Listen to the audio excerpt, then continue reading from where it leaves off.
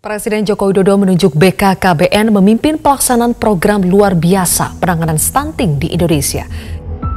Target kita 2024 itu 14%. Mengapa permasalahan stunting menjadi penting?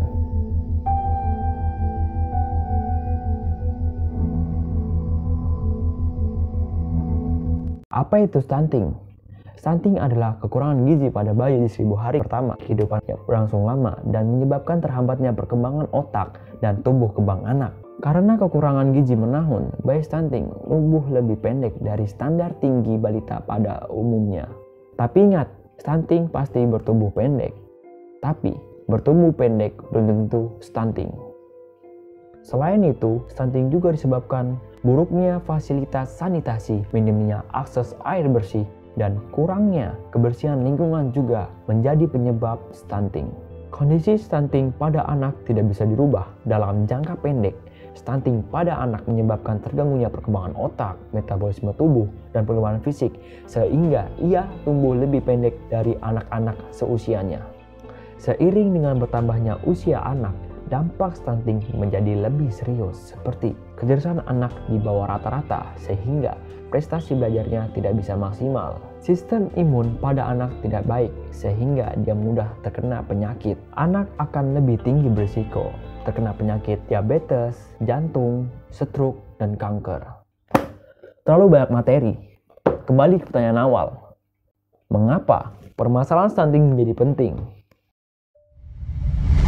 Indonesia digadang-gadang menjadi salah satu kekuatan ekonomi dunia dalam beberapa dekade mendatang. PricewaterhouseCoopers atau PwC misalnya memprediksi Indonesia akan masuk 5 besar dunia pada tahun 2030, bahkan menjadi keempat negara dengan ekonomi terbesar di dunia pada tahun 2050. Jika itu terjadi, Indonesia akan hanya di bawah Tiongkok, India, dan Amerika Serikat.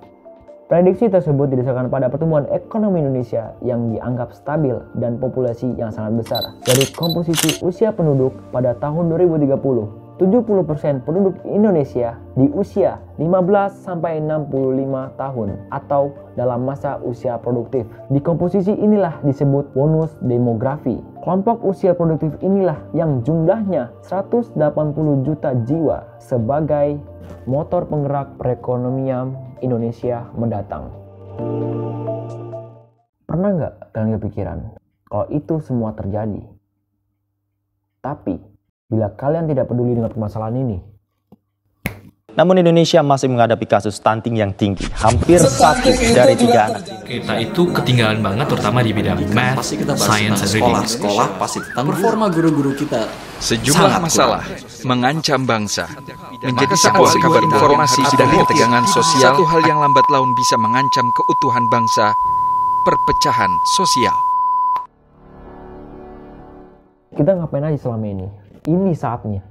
Peran kita di masalah ini yaitu khususnya remaja putri yang akan nantinya menjadi seorang ibu harus mempersiapkan dirinya sedini mungkin untuk berkeluarga dan memenuhi kebutuhannya. Kebutuhan tersebut meliputi pengetahuan tentang berkeluarga, parenting, gizi, dan khususnya tentang stunting. Juga menjauhi hal yang namanya nikah dini. Remaja juga harus memberikan informasi dan edukasi yang tepat kepada masyarakat luas. Remaja harus melek mengenai stunting, dapat berinovasi dalam hal pencegahan stunting agar teman-teman sebayanya dapat mengetahui dan tertarik dalam hal mengenai stunting. Peran kita saat ini sangat penting. Indonesia di masa depan ada di tangan kita. Saatnya yang muda berencana, memikirkan dari sekarang. Tidak hanya berpikir, namun melakukannya dari sekarang. Memikirkan untuk masa depan. Menyiapkan untuk masa depan. Merencanakan untuk masa depan. Ini baru masalah stunting. Belum masalah yang lainnya. Aku gak mau menjadi penonton di negeriku sendiri. Kalian? Kenapa perlu kita bahas soal stunting? Bahwa tahapan besar, kita akan masuk ke tahapan besar yang kedua, yaitu investasi peningkatan kualitas SDM, kualitas sumber daya manusia Indonesia. Salam genre.